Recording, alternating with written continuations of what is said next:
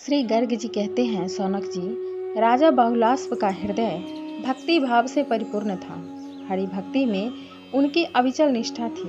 उन्होंने इस प्रसंग को सुनकर ज्ञानियों में श्रेष्ठ एवं महाभिलक्षण स्वभाव वाले देव ऋषि नारद जी को प्रणाम करके और पुनः प्रश्न पूछते हैं। जय श्री कृष्ण भक्तों, राधे राधे। वैष्णव परिवार भक्ति रस में आपका बहुत बहुत स्वागत है।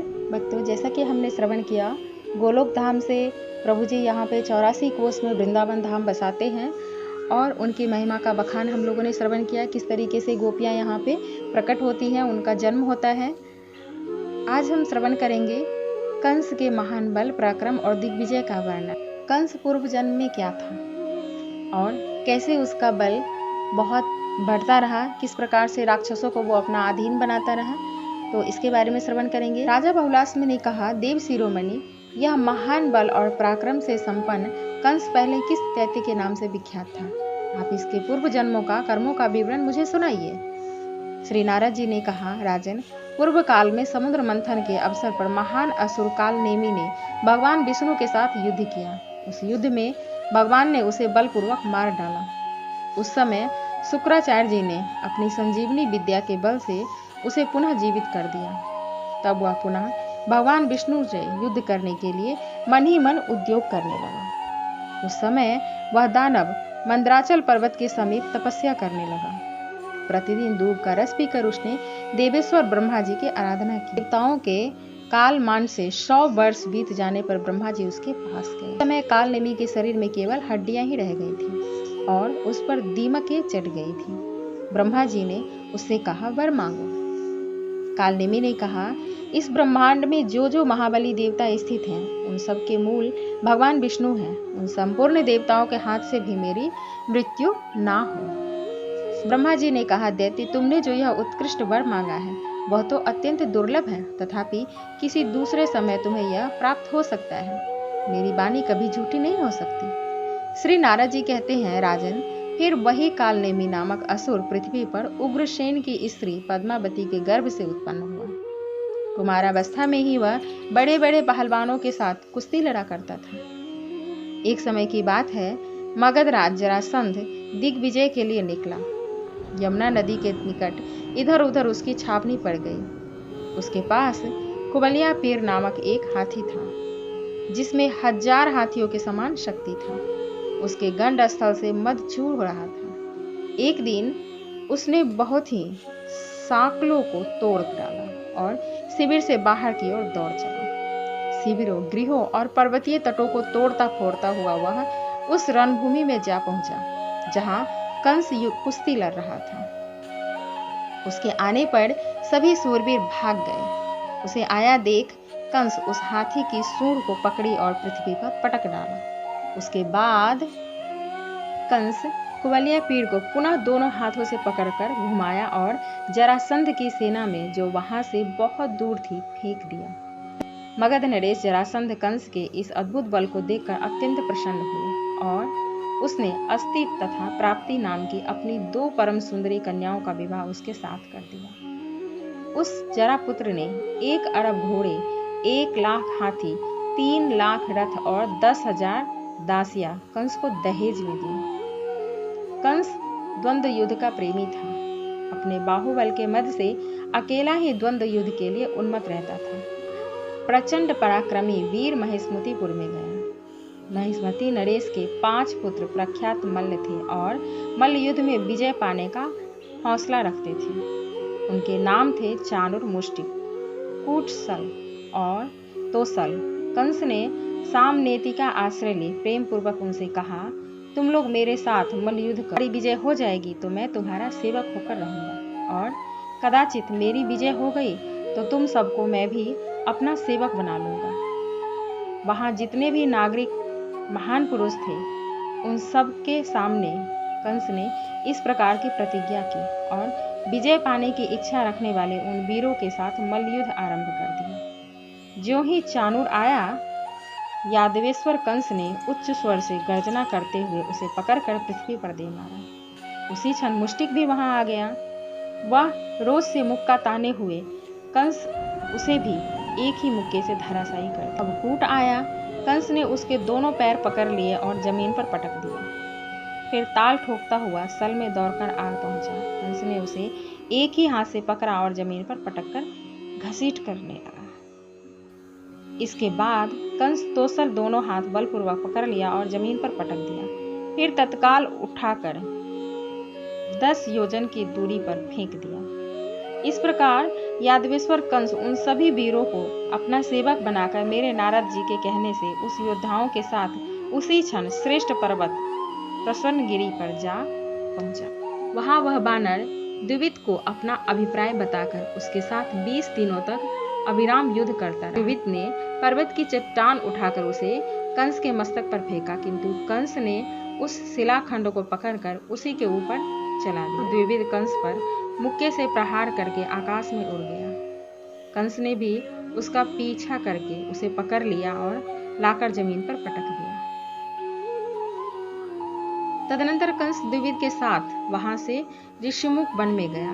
वहां केसी नाम से विख्यात एक महादैत्य रहता था, जिसकी घोड़े के समान आकृति थी।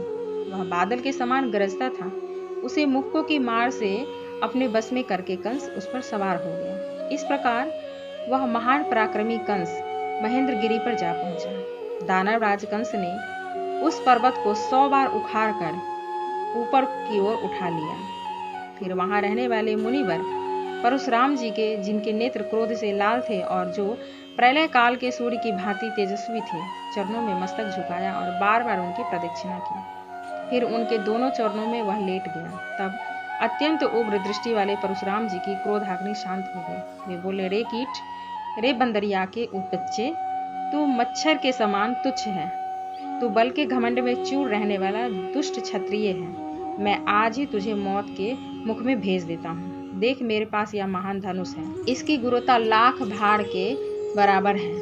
त्रिपुरासुर से युद्ध करते समय भगवान विष्णु ने यह धनुष भगवान शंकर को दिया था। फिर क्षत्रियों का विनाश करने के लिए यह शंकर जी के हाथ से मुझे प्राप्त हुआ। यदि तू इसे चढ़ा सका तब तो कुशल है, यदि नहीं चढ़ा सका तो तेरे सारे बल का विनाश कर दूंगा।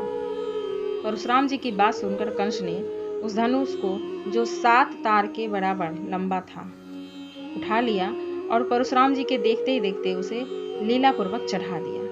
फिर कान तक खींच कर उसे 100 बार फैलाया। उसकी प्रत्यंचा के खींचने से बिजली की गड़गड़ाहट के समान टंकार शब्द होने लगा। उसकी भीषण ध्वनि से 7 लोकों और पातालों के साथ पूरा ब्रह्मांड गूंज उठा। दिग्विजय विचलित हो गए और तारागण टूट कर जमीन पर गिरने लगे। फिर कंस ने धनुष को नीचे रख दिया और परशुराम जी को बार बार प्रणाम करके कहा, भगवान, मैं क्षत्रिय नहीं हूँ, मैं आपका सेवक दैत्य हूँ। आपके दासों का दास हो पुरुषोत्तम, मेरी रक्षा कीजिए। कंस की ऐसी प्रार्थना सुनकर परशुराम जी प्रसन्न हो गए। फिर वह धनुष उन्होंने कंस को ही दे दिया। परशुराम जी ने कहा, यह धनुष भगवान विष्णु का है। इसे जो तोड़ देगा वहां यहाँ साक्षात पूर्णतम पुरुष है, उसी के हाथ से तुम्हारी मृत्यु होगी।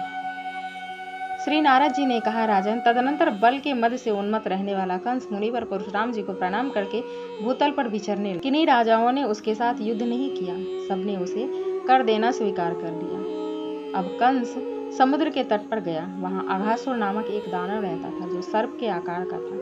वह फुफकारता और लपलपाती जीभ से चाटता सा दिखाई देता था। वह आकर कंस को डसने लगा।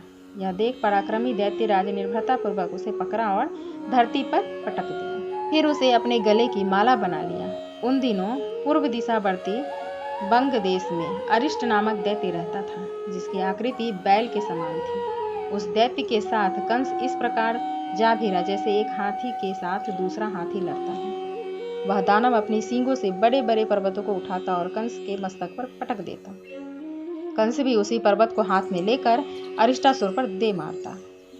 उस युद्ध में दैत्यराज कंस के मुक्के से अरिष्टासुर प्रहार किया गया, जिससे वह दानव मूर्छित हो गया। इस प्रकार उस अरिष्टासुर को भी पराजित करके उसके साथ ही कंस उत्तर दिशा की ओर चल गया, सबको अपना गुलाम बनाता हुआ आगे की तरफ बढ़ता। श्री नारद जी कहते हैं, राजन, प्राज्ञ ज्योतिषपुरी में सर्वप्रथम महापराक्रमी प्रलंबासुर कंस के साथ इस प्रकार युद्ध करने लगा जैसे किसी पर्वत पर एक उद्भट सिंह के साथ दूसरा सिंह लड़ता हो।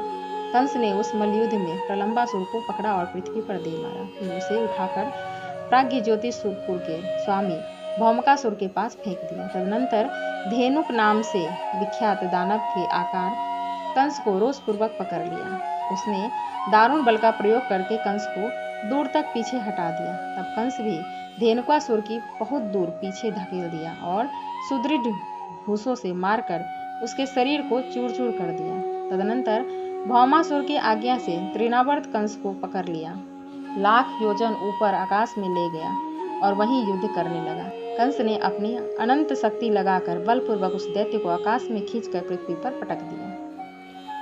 उस समय तृणावर्त के मुख से खून बहने लगे। इसके बाद महाबली बकासुर आकर चोंच से कंस को निगलने की चेष्टा करने लगा।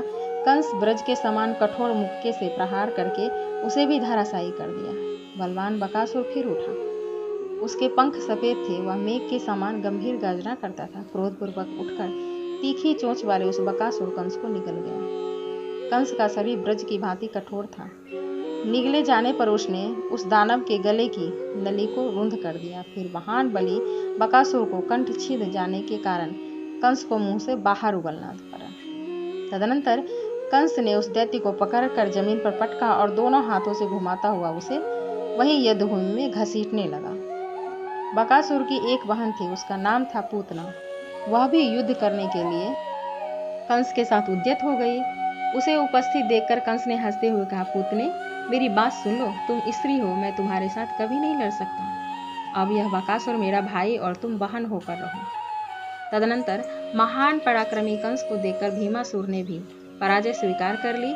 फिर देवताओं से युद्ध करने के समय सहायता प्रदान करने के लिए वह कंस के साथ सौहार्दपूर्ण व्यवहार करने लगा और सभी उसके मित्र हो गए, उनके अधीन हो गए। इसी के साथ छठा अध्याय संपूर्ण होता है। 7वें अध्याय में हम श्रवण करेंगे